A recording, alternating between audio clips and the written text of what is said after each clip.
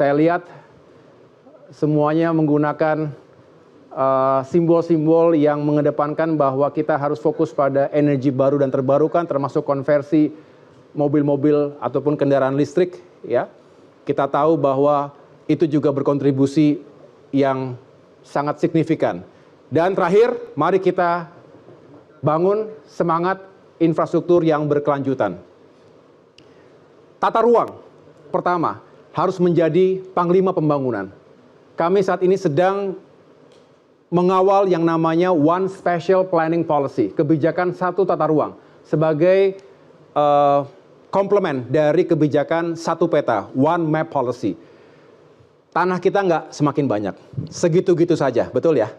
Sedangkan penduduk kita makin banyak. Kepentingannya juga semakin, kebutuhannya juga semakin banyak. Ada yang dibuat industri, bikin pabrik-pabrik, perlu buat perumahan, rumah-rumah rakyat yang juga saat ini masih banyak yang kondisinya tidak baik. Yang itulah mengapa kita ingin memperbaiki, merenovasi, dan membangun rumah-rumah yang murah. Kemudian juga kebutuhan kita untuk tetap menjaga produktivitas pertanian. Artinya lahan-lahan sawah juga harus tetap dilindungi. Jangan semua terkonversi menjadi pabrik, menjadi kawasan industri. Jadi banyak sekali kepentingan harus kita atur. Kalau tidak diatur, tumpang tindih. Bukan hanya menciptakan potensi konflik agraria, tetapi bisa berbahaya. Contoh, banjir besar yang terjadi di Jabodetabek, khususnya di Bekasi beberapa bulan yang lalu. Itu bukan hanya karena terjadi peningkatan air laut, banjir rob, satu hal yang membahayakan. Tetapi ketika apa yang terjadi di hulu, itu terjadi bisa dikatakan penyalahgunaan tata ruang yang harusnya tidak ada bangunan fisik, tidak ada konkret, tidak ada jalan, kemudian akhirnya terjadi pembangunan yang kemudian membuat masalah pada serapan atau resapan air. Belum lagi upaya untuk normalisasi sungai-sungai kita. Jadi apa yang ada di hulu, di tengah, dan di hilir, ini semua harus dipastikan ramah lingkungan. Ini baru perencanaan dan pembangunan yang bertanggung jawab. Ini melibatkan banyak sekali pemerintah daerah karena pemerintah pusat tidak mungkin sendirian. Yang kedua, nah ini, pengembangan infrastruktur konektivitas yang rendah emisi. Saya baru hadir tadi, mohon maaf agak sedikit terlambat, baru saja membuka sebuah expo ataupun eksibisi tentang railway dan juga tentang maritime transport.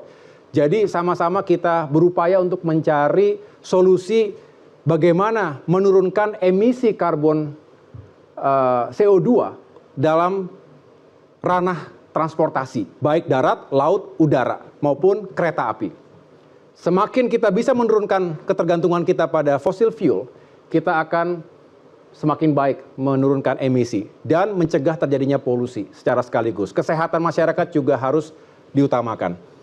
Bapak, Ibu, dan teman-teman sekalian, yang ketiga adalah pengembangan infrastruktur energi berkelanjutan. Bisa dilihat berdasarkan RUPTL 2025 sampai 2034, kita ingin fokus pada EBT, energi baru terbarukan, 61% ya, dari semangat kita menambah kapasitas pembangkit sekitar 69,5 gigawatt. 42,6 gigawatt sendiri merupakan energi baru terbarukan, berarti berkontribusi sekitar 61%. 10,3 gigawatt ini dari baterai, dari storage, kurang lebih 15%. Barulah yang warna merah ini, 16,6 gigawatt, itu yang masih berbasis fosil, kurang lebih 24%. Di mana 10%-nya sendiri adalah batu bara, 15%-nya adalah, saya ulangi, 15-nya adalah gas. Nah, inilah yang sedang kita upayakan 10 tahun ke depan, sehingga bisa dikatakan akan double up dari kapasitas listrik hari ini sekitar 75 gigawatt. Nah, mudah-mudahan ini bisa kita wujudkan, selain kita menambah 2 kali lipat, tapi juga secara signifikan bertransisi dari yang tadinya serba fosil, didominasi oleh fossil fuel, kemudian sekarang lebih pada energi baru terbarukan, di mana batu bara semakin kecil dan kita perlu terobosan-terobosan termasuk menggunakan surya, tenaga surya. Inilah yang sedang kita kawal bersama-sama, termasuk melalui regulasi yang semakin menjawab tantangan tadi. Yang keempat, pembangunan infrastruktur yang berketahanan iklim. Teman-teman, kita tahu Indonesia tanpa terdampak global warming, termasuk juga krisis iklim, Indonesia sudah berada dalam sebuah kawasan yang memang rentan. Rings of fire, kita tahu setiap kali gempa bisa terjadi, bahkan tsunami. Mudah-mudahan Indonesia selalu terlindung. Masyarakat kita selalu terlindung dari segala bentuk bencana yang mengakibatkan korban jiwa dan kerugian material. Oleh karena itu, pembangunan tidak bisa hanya menggunakan cara-cara, metodologi, dan teknologi yang tertinggal. Harus semakin modern, semakin adaptif, semakin resilient terhadap berbagai dampak bencana alam. Pembangunan ruang terbuka hijau ini sebuah kewajiban, bukan hanya bagus untuk tata kota, manis dilihat, bukan, tetapi ini adalah sebuah kebutuhan. Yang suka lari di sini ada, yang suka olahraga? Wah, kapan-kapan kita ikut lari bareng ya. Kita pasti mendambakan ruang terbuka hijau, sulit loh untuk mendapatkan itu. Padahal itu adalah bukan sebuah kemewahan, harusnya menjadi sebuah hak bagi warga negara, warga kota. Oleh karena itu saya mendorong semua pemimpin daerah yang fokus juga untuk membuka ruang-ruang terbuka hijau. Artinya kita juga memang memberikan ruang untuk manusia, masyarakat bisa sehat.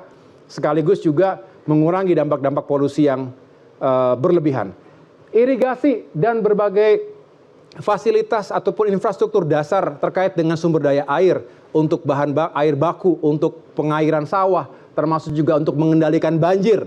Ya, bendungan itu banyak fungsinya. Salah satunya tentu mengendalikan banjir dan memberikan suplai air bagi masyarakat. Ini harus dilakukan. Bayangkan Jakarta, tempat kita berada ini, ada bagian pantai utara Jakarta yang land subsidence. Tanahnya berkurang 10 cm per tahun. Saya ulangi, 10 tahun 1 meter. Makin turun. Mengapa? Karena jutaan penduduk mengambil air dari dalam tanah. Sehingga permukaan tanah menurun. Sedangkan sisi lain, permukaan air laut meningkat. Harus ada suplai air bersih dari bendungan-bendungan yang memang besar. Contohnya Jatiluhur dari Jawa Barat dan juga dari Banten. Nah, kita berharap ini semakin memberikan ketahanan terhadap permasalahan lingkungan ke depan. Pelindungan pasir, saya ulangi, pelindungan banjir di pesisir.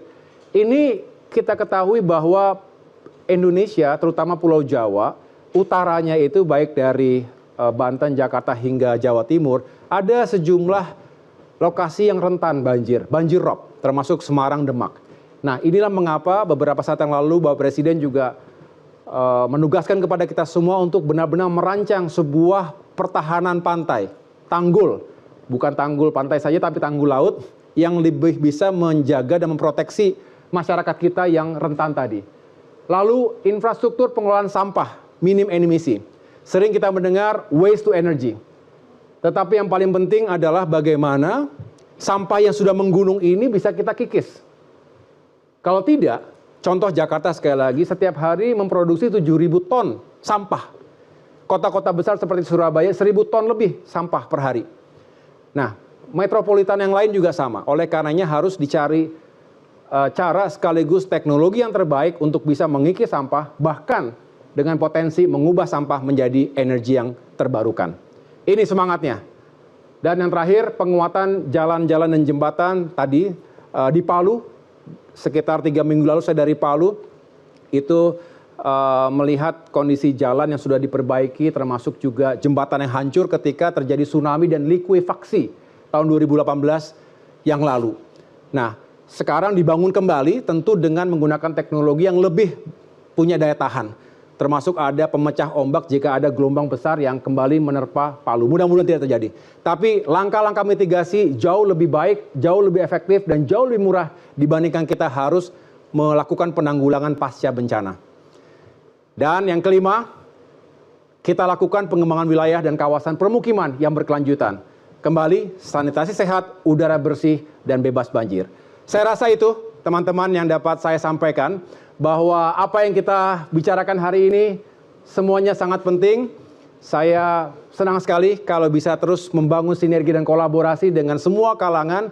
Terima kasih Indonesia Connect, terima kasih Liputan 6, media penting, bukan hanya sebagai pilar demokrasi, tapi juga pilar penjaga pembangunan agar Indonesia semakin sejahtera dan juga semakin ramah dan terjaga dari segala dampak bencana akibat krisis iklim. Sekali lagi terima kasih, sukses untuk semuanya. Wassalamualaikum warahmatullahi wabarakatuh. Waalaikumsalam.